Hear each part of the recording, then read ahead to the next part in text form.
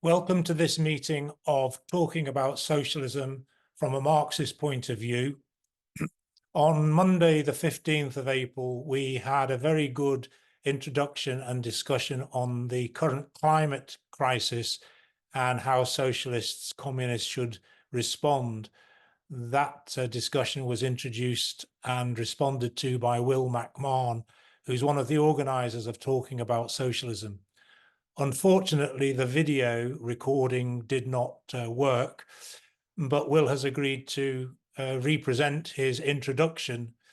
And so I'm going to hand over to Will to do that. Unfortunately, we won't have the discussion or his response, but we thought it was important that Will's introduction was made available. So over to you, Will. March 2024 was the 10th straight month where average global monthly temperatures hit a record high.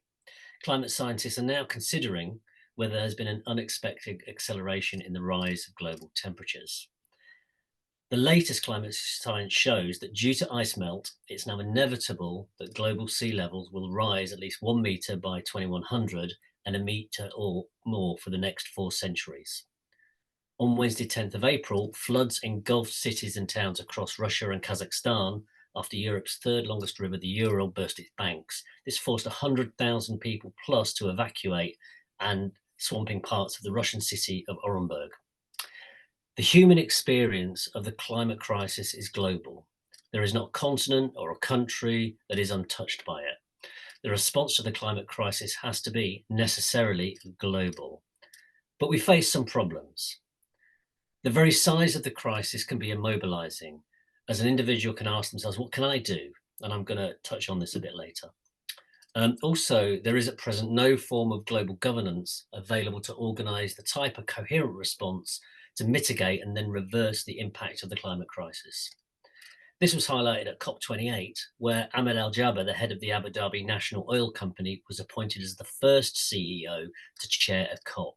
It was almost as if the intention was to poke fun at humanity.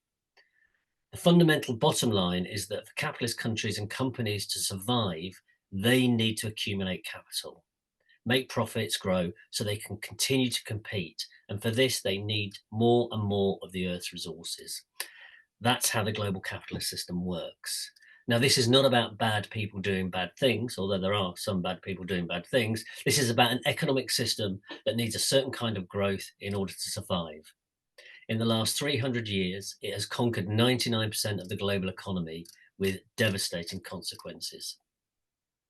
The tyranny of the capitalist economy growth model applies whether you're a CEO of a major corporation. You have to grow the corporation in order to survive in your job. Of course, you're well paid to do this, but you must do it. Or if you're a worker, your life is dictated by the needs of capital, and the law of capital accumulation rules. Ben Fine, a Marxist economist, put it like this: the need to accumulate is felt by each individual capitalist as an external coercive force. You have to accumulate or die. Marx wrote in Capital that capital is vampire-like. It only lives by sucking living labour, and the more, the more labour it sucks. Capitalist accumulation is not only a tyranny for individuals and a vampire on humans, but it is also a parasite on the Earth's resources.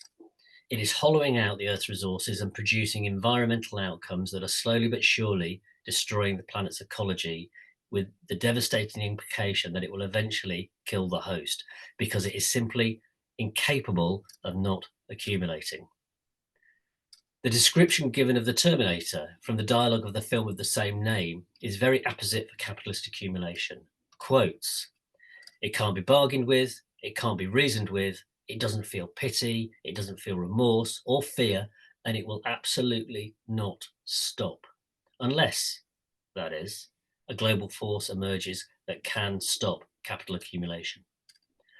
So the question I want to pose, to which I don't have the answers, and I don't think at the moment anyone does, to be honest, is what strategy should Marxists adopt in Britain to build a movement led by the working class to offer solutions to the climate crisis? What strategy can defeat the monster of capitalist accumulation? Now, I want to make one big caveat at this point. We know that the British working class is part of an international class, and that must be part of any general strategy. But for this discussion, I want to sidestep that issue for two reasons. First, it's a discussion all of its own. It brings up questions of what is at the moment a very academic debate between eco-socialist modernists and the very badly named emerging Marxist degrowth current. Second, I think it's possible for us to discuss the question I've put in a political and practical way. And then perhaps at another TAS event, we can talk about that other really important debate about how a national strategy would integrate with a global strategy and some of the problems it might face. Instead, for now, I think we should focus on the immediate question of politics and strategy in Britain.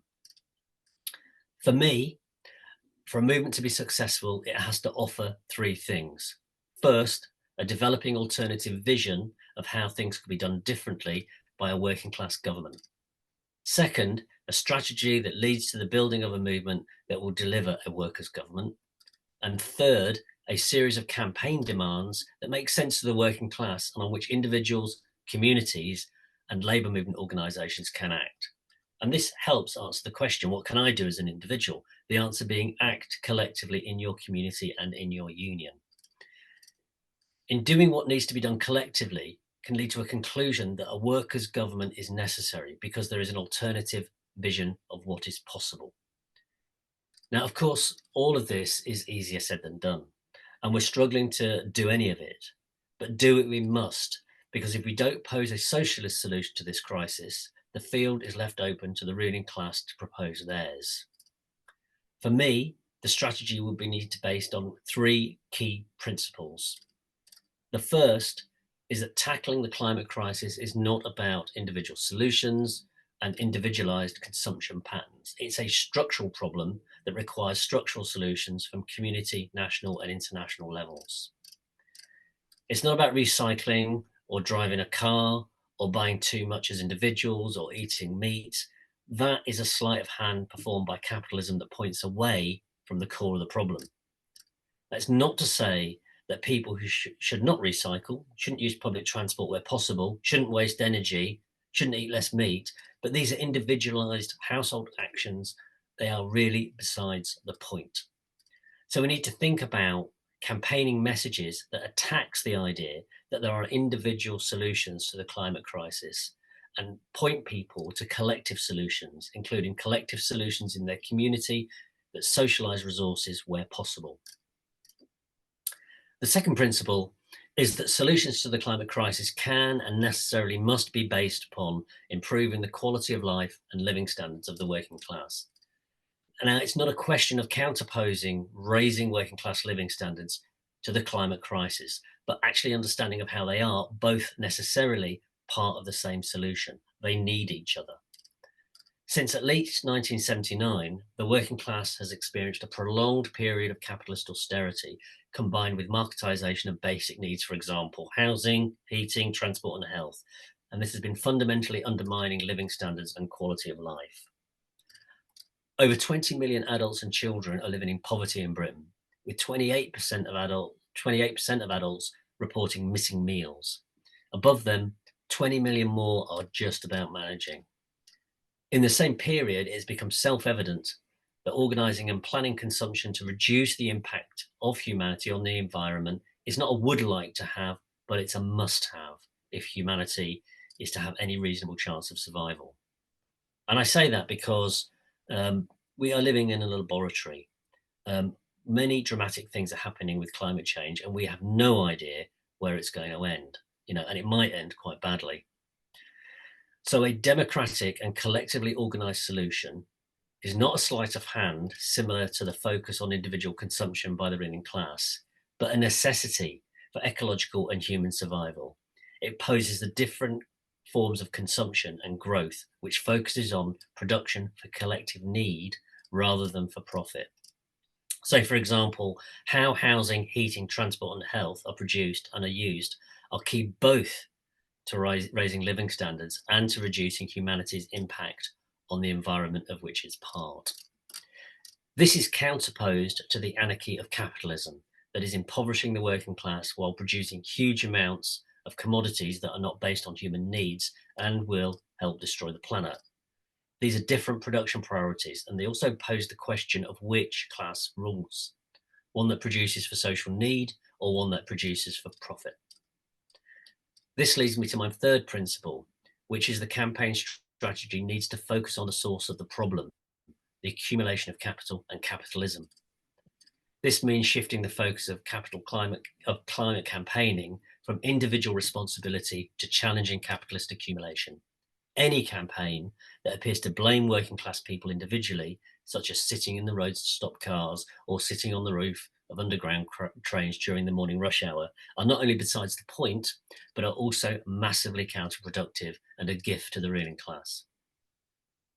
What we need to do is develop credible ways of taking the fight to capitalist organisations that are driving the climate crisis with two key messages. The first is that the COP process shows that global capitalist governments and corporations are demonstrably incapable of meeting the climate crisis with the required urgency, and the working class and its allies are the only force that can meet that challenge. The second message is that a working class government would be focused on the regrowth of our common and shared resources, which will make working class lives qualitatively better and also attack the very individualized and capitalist commodification of life that is the heart of the crisis we face. I'm going to finish by offering some really obvious examples about what this might mean. There are over 1 million homes without a permanent resident, or their second homes, short lets, or properties simply unoccupied. Yet there are 100,000 people living in temporary accommodation and a so-called housing shortage. Without making any more concrete or bricks, the use of just 10% of these homes would end the temporary accommodation crisis with enormous environmental and health benefits. There's another million cold and damp homes that leak heating through the windows, walls, and roofs, and they're in need of urgent environmental retrofitting. The vast majority lived in by people on low incomes. Warmer, more efficient homes is an obvious measure. With regard to heating, the technology exists to massively cut heating bills through the use of ground and air sourced heat pumps and solar panels. Now, the market is simply unable to deliver on these housing issues in the required timescales. It's just too slow. A workers' government would create an end-to-end supply chain to break the inefficient logjam that markets create, starting with the delivery to the lowest income households first. The reorganization of the disaster, that is the privatized train, metro and bus network that is desynchronized and unaffordable, has huge transaction costs because of the multiple providers required for capitalist markets. This should form a central part of a workers' plan to tackle the environmental crisis, bringing it back into workers' and consumers' control. If we want people to get out of their cars, then we should make it possible through an integrated, socially owned transport system for them to do so. Lastly, we are being poisoned by capitalism. The air in our cities, our rivers, and our bodies have all been under sustained attack for over 200 years. We need to remember that when Engels finished writing The Conditions of the Working Class in England in 1845, he was describing an industrial system that was poisonous and life-shortening then, and it is now. Capitalist production is, for example, highly carcinogenic. It is not an accident that 1 in 2 people will have some form of cancer before they die. All of the above issues are core to the environmental crisis and have collective solutions that are better alternatives to the capitalist growth model, and will also improve the living standards and the quality of life of the working class. These should be some of the targets of a socialist strategy, which can be both popular and core to challenging the environmental crisis created by capitalism, and also core to challenging capitalism itself. Thank you.